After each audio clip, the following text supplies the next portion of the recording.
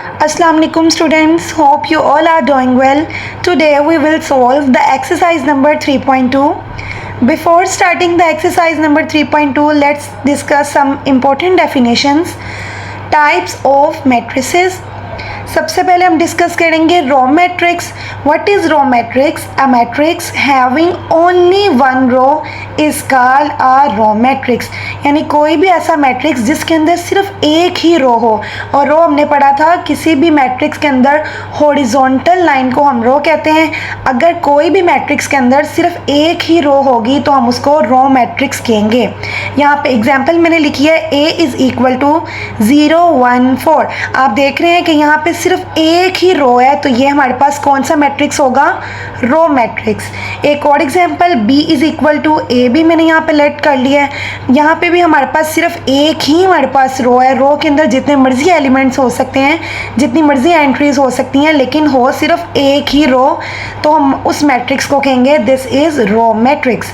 C is equal to एक और example लिया है. यहाँ पे हमारे पास इस मैट्रिक्स के अंदर सिर्फ एक ही एंट्री है, लेकिन आप देख रहे हैं कि एक एंट्री होने के बावजूद सिर्फ हमारे पास एक ही रो है, एक ही हॉरिजॉन्टल लाइन है, तो हमारे पास मैट्रिक्स C भी रो मैट्रिक्स है. Second one is column matrix. A matrix having only one column is called a column matrix. Column हमारे पास मैट्रिक्स, पहले हम किसी भी मैट्रिक्स के अंदर कॉलम क्या होता है? Vertical line. Vertical lines of a matrix is called column of a matrix. अगर हमारे पास किसी भी मैट्रिक्स के अंदर सिर्फ एक ही कॉलम हो, एंट्रीज जितनी मर्जी हो, लेकिन कॉलम हमारे पास सिर्फ कितने हो?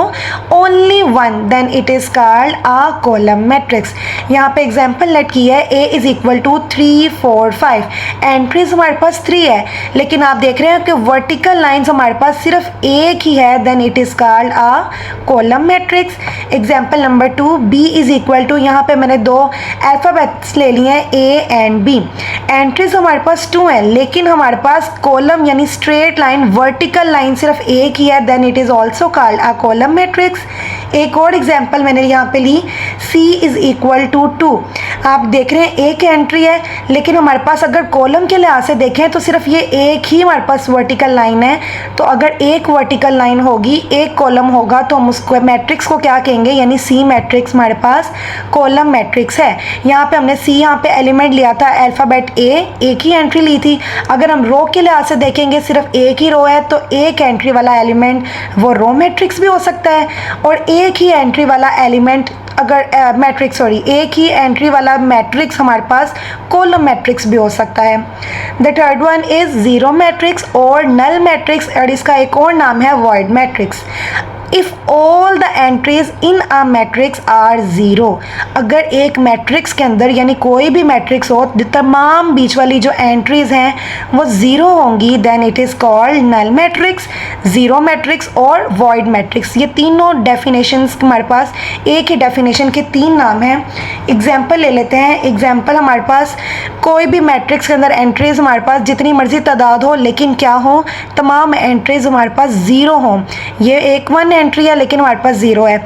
यहाँ पे ये इसका ऑर्डर क्या बनेगा? 2/2, यानी 2 रोज हैं, 2 कॉलम्स हैं, लेकिन तमाम एंट्रीज हमारे पास क्या हैं? 0. यहाँ पे भी तमाम मैट्रिक्स के अंदर एंट्रीज हमारे पास 0 हैं, तो ये भी हमारे पास ये तीनों एग्जांपल्स हैं ज़ीरो मैट्रिक्स की, नल मैट्रिक्स और वॉइड मैट्रिक्स. यानी तीनों हमारे पास नाम एक ही डेफिनेशन के हैं. Square matrix, a matrix in which the number of rows is equal to the number of column is called a square matrix. हमने वैसे स्क्वायर की डेफिनेशन पढ़ी हुई है जिसमें हमारे पास लेंथ और ब्रेथ आपस में इक्वल होती हैं, उसको हम स्क्वायर कहते हैं, स्क्वायर शेप. और मैट्रिक्स के अंदर स्क्वायर मैट्रिक्स कौन सा होगा? ऐसा मैट्रिक्स जिसके अंदर जितनी रोज हैं उतने ही कॉलम्स हों. मतलब यहाँ पे मैंने एग्जांपल लेट की है. यहाँ पे आप देख रहे हैं हॉरिजॉन्टल लाइन 2 हैं और वर्टिकल लाइन भी 2 है, यानी इसका ऑर्डर है 2/2, यानी जितनी नंबर ऑफ रोज हैं उतने ही नंबर ऑफ कॉलम है. ये हमारे पास किसकी एग्जांपल हो गई? स्क्वायर मैट्रिक्स की.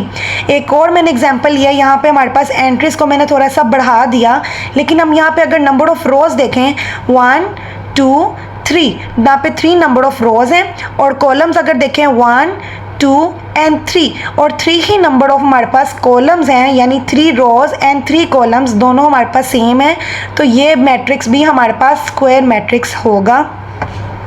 नंबर 5 पे आ गई हमारे पास definition rectangular matrix.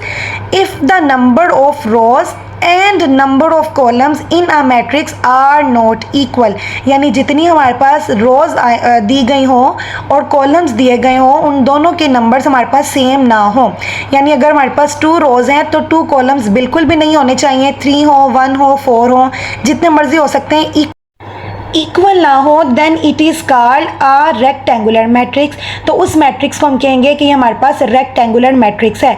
For example if A is equal to A and B, यहाँ पे मैंने एक मैट्रिक्स ले लिया, कोई भी अपने पास है, उसके अंदर 2 एंट्रीज ली हैं।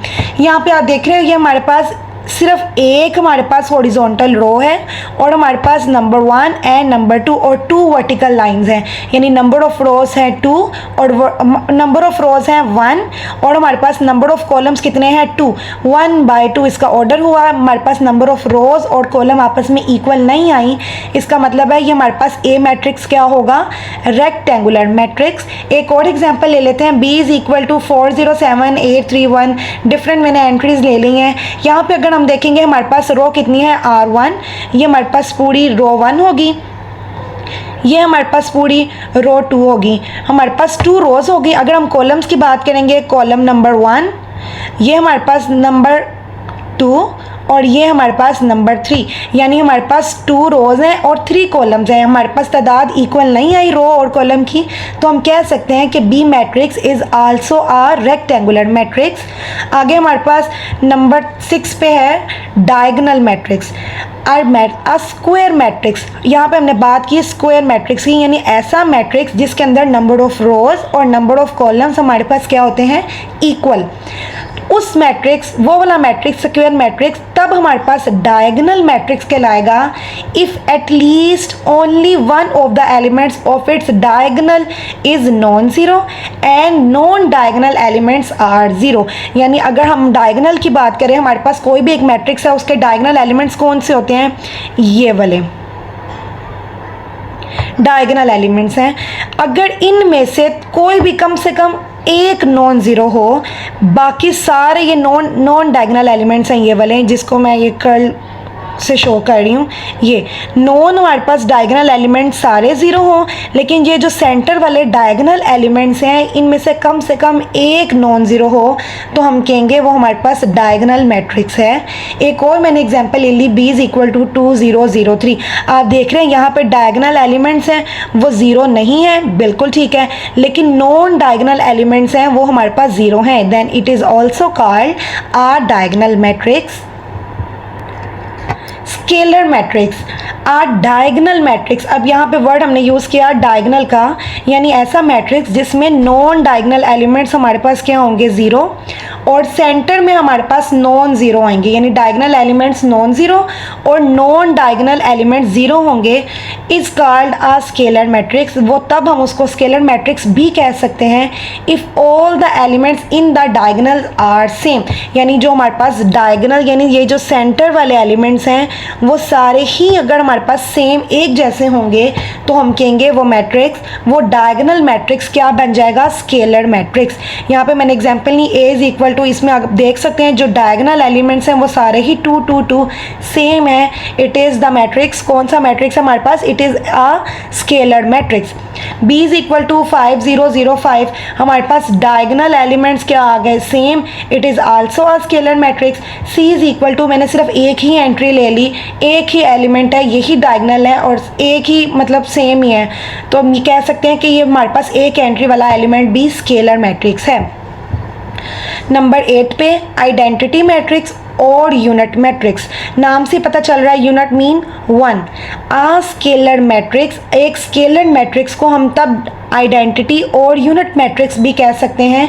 If all of its the main diagonal entries are 1, अगर उसकी डायगोनल एंट्रीज सिर्फ 1 है, यानी हमारे पास डायगोनल में जितने भी एलिमेंट्स आ रहे हैं वो सारे 1 हो। नॉन डायगोनल तो हमारे पास 0 होंगे ही होंगे, लेकिन जो डायगोनल एलिमेंट्स हैं उनमें सिर्फ 1 वाला डिजिट हो तो हम कहेंगे वो मैट्रिक्स हमारे पास आइडेंटिटी मैट्रिक्स है या यूनिट मैट्रिक्स है। यहाँ पे मैंने 3 एग्जाम्पल लिए। यहाँ पे भी अगर हम देखेंगे जितने भी डायगोनल एलिमेंट्स हैं वो हमारे पास सिर्फ 1 ही हैं और सेम ही है, तो हमारे पास ये स्केलर मैट्रिक्स की एग्जाम्पल भी है और आइडेंटिटी मैट्रिक्स या यूनिट मैट्रिक्स की भी एग्जाम्पल है। नंबर 9 पे है transpose of a matrix. A matrix obtain, A matrix अगर हमें मिले, कैसे मिले?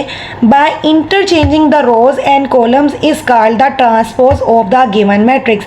यानी एक हमारे पास कोई भी मैट्रिक्स दिया गया हुआ है, उसकी रो को हम कॉलम बना दें और कॉलम को रो बना दें तो हम कहेंगे ये हमारे पास ट्रांसपोज ऑफ अ मैट्रिक्स आ गया। जैसे मैंने यहाँ पे एग्जांपल लिए a इज इक्वल टू 1 2 4 8 0 5। यहाँ पे हमारे पास रोज कितनी थी? 2 रोज थी और हमारे पास कॉलम कितने थे? 1 2 एंड 3 कॉलम्स हैं। तो अब हमने इसका ट्रांसपोज लिया। आप a के ऊपर हमारे पास इस तरह कैपिटल T से भी शो कर सकते हैं ट्रांसपोज को। तो A ट्रांसपोज हमारे पास क्या आया? 1 2 4। ये जो हमारे पास रो थी इसको मैंने कॉलम में लिख दिया 1 2 4। 8 0 5 जो ये वाली रो थी हमने इसको क्या कर दिया? इसको भी कॉलम में लिख दिया 8 0 5। ये हमारे पास क्या बन गया? Transpose of matrix A। Now number 10 definition is symmetric matrix, a square matrix। square matrix मतलब जिसके अंदर रोज और कॉलम्स की तादाद इक्वल हो। A square matrix A is symmetric matrix। एक हमारे पास जो square matrix होगा वो तब symmetric कहलाया जाएगा if it is equal to its transpose। यानी आप हमारे पास कोई भी मैट्रिक्स गिवन दो, square matrix हो, अगर हम उसका ट्रांसपोज लें, मतलब उसकी नंबर ऑफ रोज को हम कॉलम में चेंज कर दें या कॉलम्स को रोज में चेंज कर दें, जवाब वाला मैट्रिक्स भी हमारे पास सेम वही आए तो हम कहेंगे वो मैट्रिक्स हमारे पास सिमेट्रिक मैट्रिक है। जैसे कि यहाँ पे A इज इक्वल टू, मैंने एंट्रीज ले ली 2 3 3 4। यहाँ पे हमारे पास 2 रोज थी और हमारे पास 2 ही कॉलम्स थे, यानी ये हमारे पास स्क्वायर मैट्रिक्स तो है। अब इसका हम ट्रांसपोज लेके देख लेते हैं, यानी 2 3 जो हमारे पास रो है उसको मैं इस टाइम कॉलम में लिखने लगी हूँ 2 3। ये जो हमारे पास रो है 3 4, इसको भी मैं कॉलम में लिखने लगी हूँ 3 एंड 4। आप देख सकते हैं यहाँ पे हमारे पास 2 3 3 4 हमारे पास दोबारा फिर वही सेम मैट्रिक्स बन गया है, यानी हम कह सकते हैं कि A इज इक्वल टू एक ट्रांसपोज हमारे पास आ गया। So it is a symmetric matrix. Number 11 पे है स्क्यू सिमेट्रिक मैट्रिक्स। यहाँ पे भी हम स्क्वायर मैट्रिक्स ही लेंगे, यानी जिसमें नंबर ऑफ रोज और नंबर ऑफ कॉलम्स इक्वल होंगे, वो तब स्क्यू सिमेट्रिक कहलाया जाएगा अगर हमारे पास हम ट्रांसपोज लें किसी मैट्रिक्स का तो जवाब में हमारे पास नेगेटिव फर्स्ट वाला मैट्रिक्स आ जाए।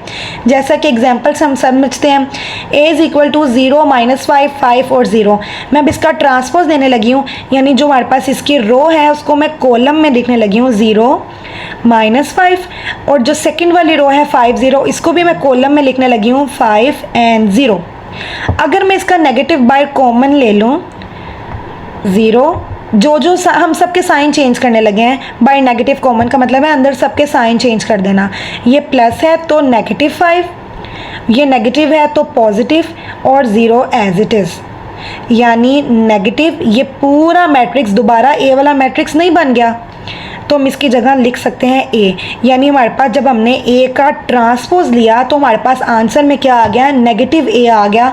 तो हम कह सकते हैं कि हमारे पास दस the matrix A is a skew symmetric matrix. Now we are going to solve the exercise number 3.2 and its first question is from the following matrices we have to identify the unit matrices, row matrices, column matrices and null matrices। हमारे पास matrix हमें दिए गए हुए हैं, उनमें से हमने बताना है कि कौन सा मैट्रिक्स यूनिट मैट्रिक्स है, कौन कॉलम मैट्रिक्स है, कौन रो और कौन हमारे पास नल मैट्रिक्स है। तो हमारे पास यहाँ पे कुछ मैट्रिक्स हमारे पास प्रोवाइडेड है A B C D E and F। अब हम इनका बारी बारी बताएंगे कि मैट्रिक्स A क्या है, B क्या है, C D E और F आपस में क्या क्या है। तो सबसे पहले हम एक ही बात कर लेते हैं कि हमारे पास ए मैट्रिक्स के अंदर हम देख सकते हैं कि सिर्फ एक ही हॉरिजॉन्टल रो है, और हमने पढ़ा है अभी पीछे कि अगर एक ही रो मौजूद हो एक मैट्रिक्स के अंदर तो हम कहेंगे कि मैट्रिक्स वो वाला क्या होगा, रो मैट्रिक्स होगा। तो हम कह सकते हैं कि matrix A is a row matrix of order. हमारे पास इसका ऑर्डर क्या है, पहले नंबर ऑफ रो 1 बाय कितने हमारे पास कॉलम्स हैं, 1 2 एंड 3 हमारे पास कॉलम है, 1/3 is the order of matrix A. अब हम बी की तरफ देख लेते हैं कि बी के अंदर हमारे पास सिर्फ एक ही एलिमेंट है। अगर एक एलिमेंट हो वो रो मैट्रिक भी हो सकता है, वो कॉलम मैट्रिक्स भी हो सकता है। अगर एंट्रीज हमारे पास 0 हो तो वो हमारे पास नल मैट्रिक्स कहलाएगा। तो हम कह सकते हैं कि B matrix is a null matrix. और इसके अलावा ये हमारे पास और क्या हो सकता है, it is also a row matrix and column matrix।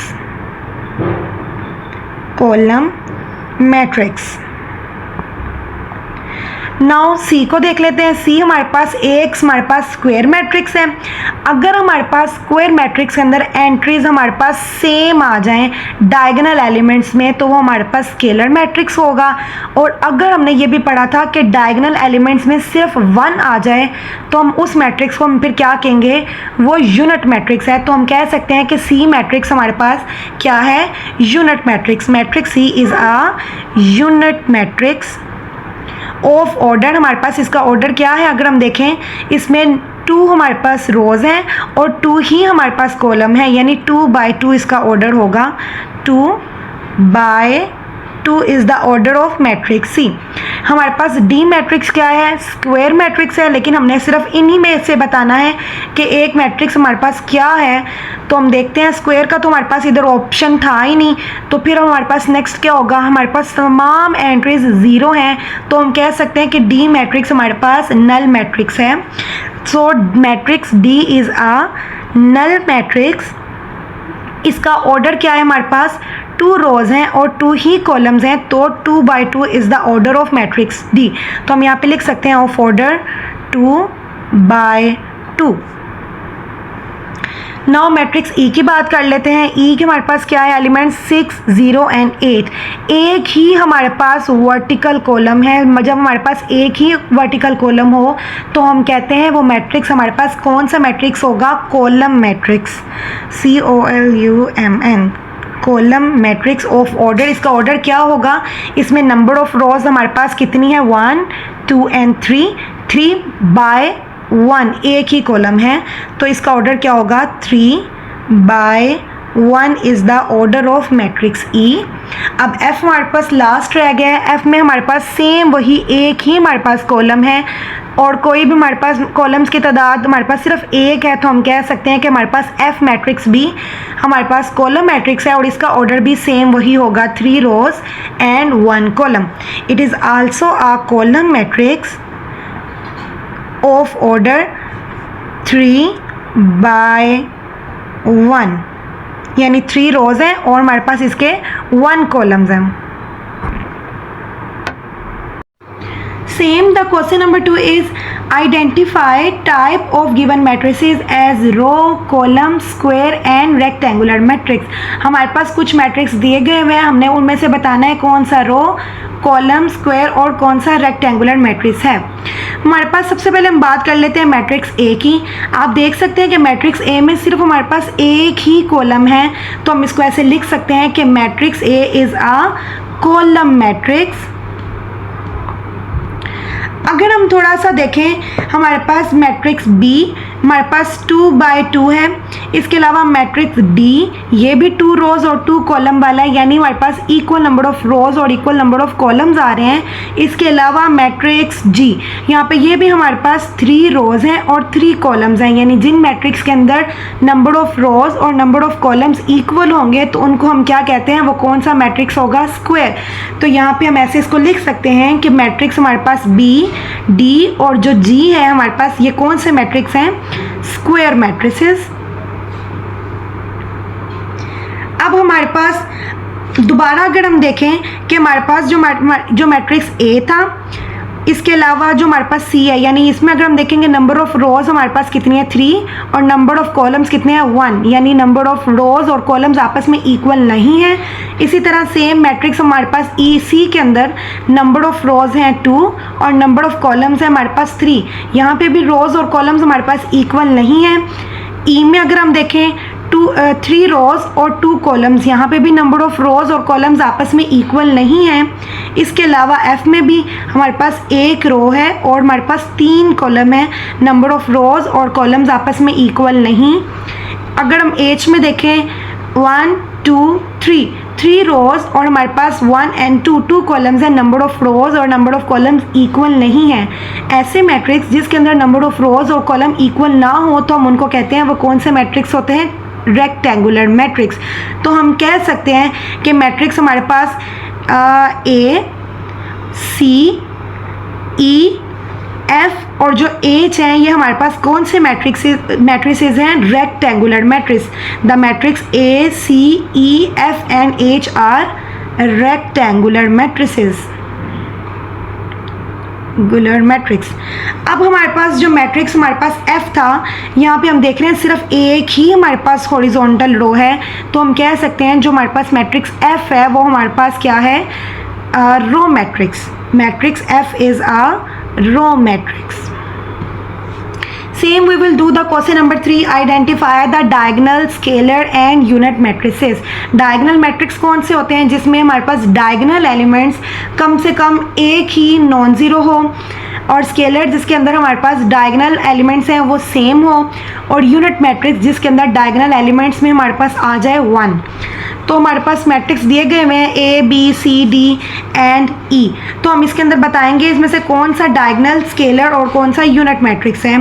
तो सबसे पहले हम ए मैट्रिक्स की बात कर लेते हैं। हमारे पास मैट्रिक्स ए है तो सारे ही स्क्वायर मैट्रिक्स, तो इसके अंदर अगर हम डायगनल एलिमेंट्स देखेंगे तो ये जो डायगनल एलिमेंट्स हैं ये 1 1 आ गए हैं। अगर हमारे पास 1 1 यूनिट चीज़ आ जाए तो वो मैट्रिक्स हमारे पास यूनिट मैट्रिक्स कहलाता है। तो हम लिख सकते हैं कि matrix A is a unit matrix.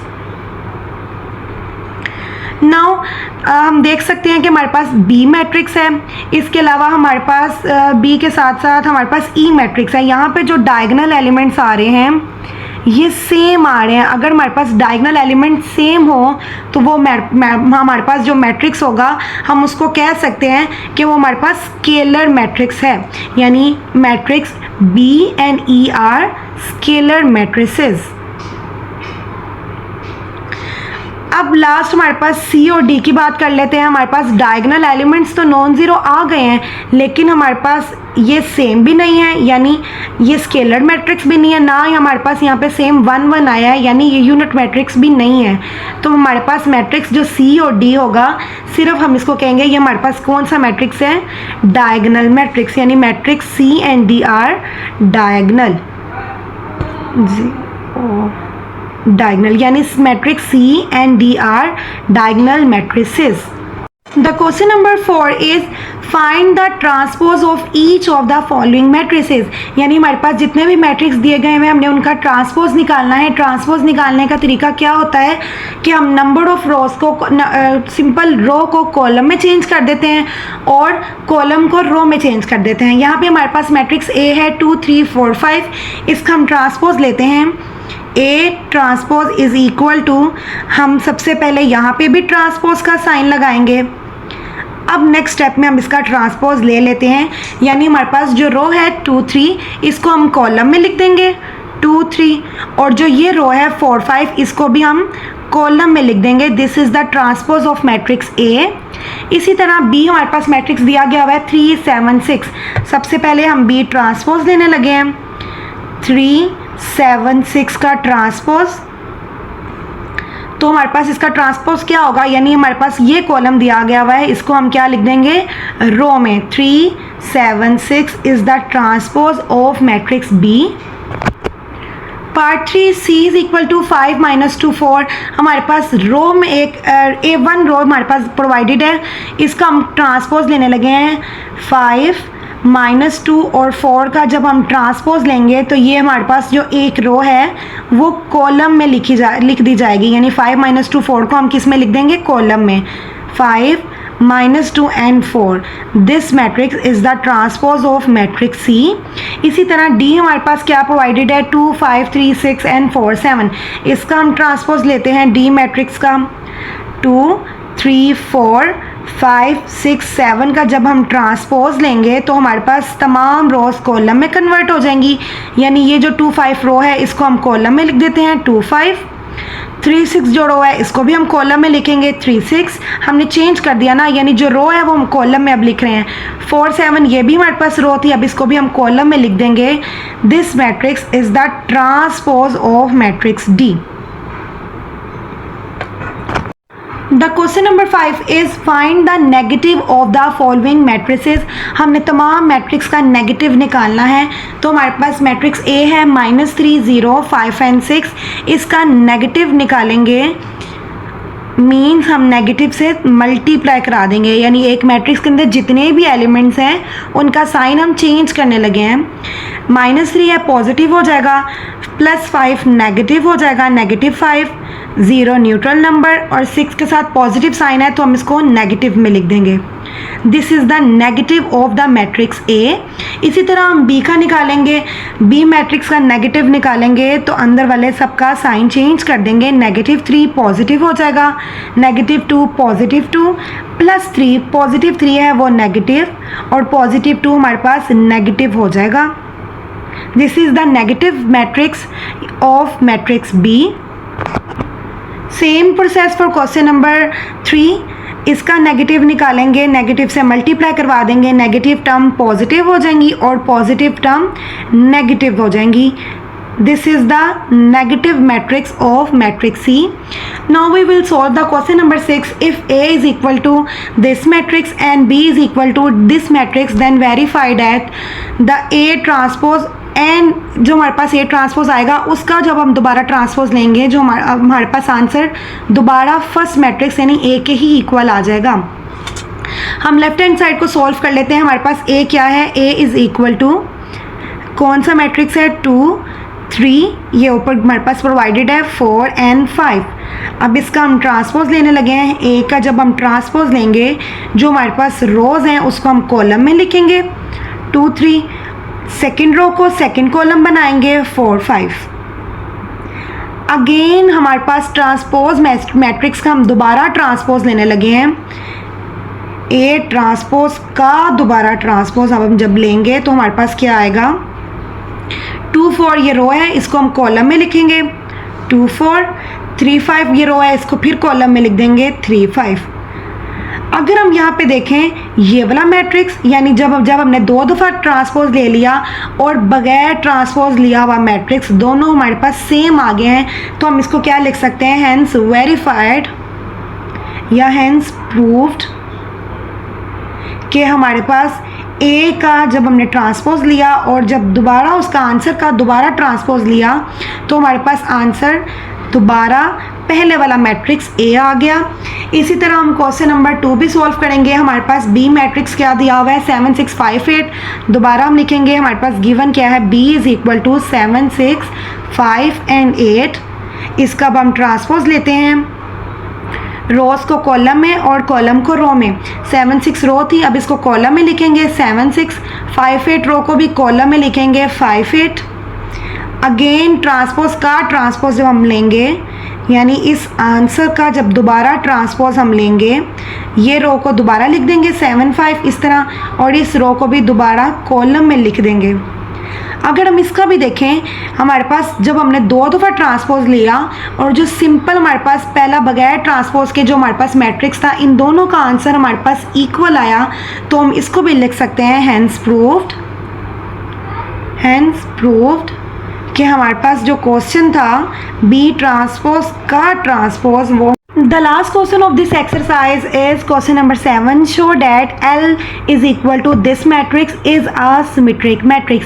हमने प्रूव करना है कि जो हमारे पास L वाला ये मैट्रिक्स प्रोवाइडेड है ये सिमेट्रिक मैट्रिक्स है. हमने पढ़ा हुआ है कोई भी एक मैट्रिक्स सिमेट्रिक कब होगा, जब अगर हम उसका ट्रांसपोज लें तो आंसर दोबारा ही पहले वाले यानी ओरिजिनल मैट्रिक्स के इक्वल आ जाए. Then we say that matrix is a square matrix. Now solve this question. L is equal to, ये हमारे पास मैट्रिक्स है, L is equal to 2 3 4 3 minus 2 5 4 5 and 0. Now we are going to transpose this matrix. L का जब हम transpose लेंगे जितनी भी रोज़ हैं उनको अब हम कॉलम में लिखने लगे हैं. यानी 2 3 4 ये हमारे पास रो थी, अब इसको हम कॉलम में लिखेंगे इस तरह 2 3 4. ये जो रो थी हमारे पास 3 minus 2 5, इसको भी हम कॉलम में लिखेंगे 3 minus 2 5. 4 5 0 जो रो थी इसको भी अब हम कॉलम में लिखेंगे 4 5 0. अगर हम इस मैट्रिक्स को और इस मैट्रिक्स को अगर हम कंपेयर करें, ये हमारे पास दोबारा ओरिजिनल आंसर आ गया, यानी दोबारा ओरिजिनल वाला मैट्रिक्स आ गया. यानी जब हमने ट्रांसपोज लिया एल मैट्रिक्स का तो वो हमारे पास दोबारा ओरिजिनल एल के इक्वल आ गया. Hence we can say that so matrix L is a matrix L और L is a symmetric matrix. Symmetric matrix. Now dear students, we have completed our exercise 3.2. Now you are requested to solve all the examples relevant to this exercise. Thank you.